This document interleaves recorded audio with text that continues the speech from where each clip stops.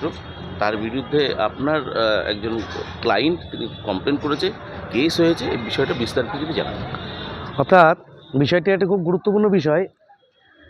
গত ইংরাজি 12/6/26 তারিখে একটা কেসের পরিপ্রেক্ষিতে আমাদের বর্তমান তৃণমূল সাংসদ মহুয়া মৈত্র জেলা পরিষদে থেকে কৃষ্ণনগর জেলা আদালতে আসার একটা খবর ছিল।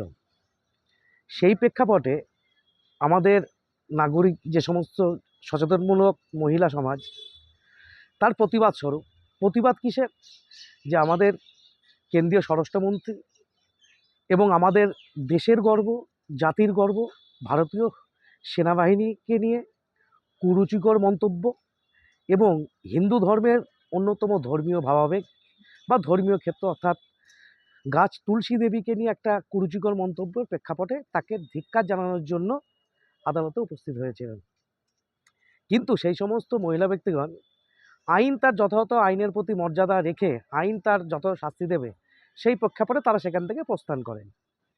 তারপর থেকে বর্তমান সাংসদ এই সমস্ত মহিলাদের ফেসবুকে বিভিন্নমূলকভাবে তাদের শালীনতা অবমাননা করে বিভিন্নভাবে এই কোর্ট, হাইকোর্ট, সুপ্রিম কোর্টের নিয়ে মামলা করবার হুমকি দিচ্ছে।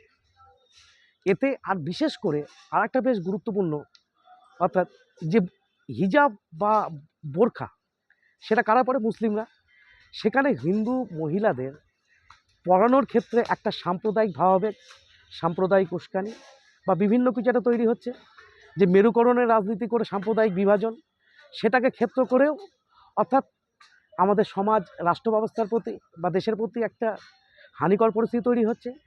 এবং বিশেষ করে যে সমস্ত সাধারণ মহিলা গৃহবধূ, তাদেরকে এই যে হুমকি, তাদেরকে যে মামলায় ফাঁসানো, এতে তাদের মানসিকভাবেও তারা বিভিন্নভাবে নিগৃহীত হচ্ছে। তার প্রতি বছর চায়না রায়ের অর্থাৎ হয়ে আজকে আদালতে একটা কমপ্লেন কেস দায়ের করা হয় বর্তমান সাংসদের বিরুদ্ধে, তৃণমূল সরকারের সাংসদের বিরুদ্ধে। শীর্ষেন্দু দাস, কৃষ্ণনগর জজ কোর্ট আইনজীবী।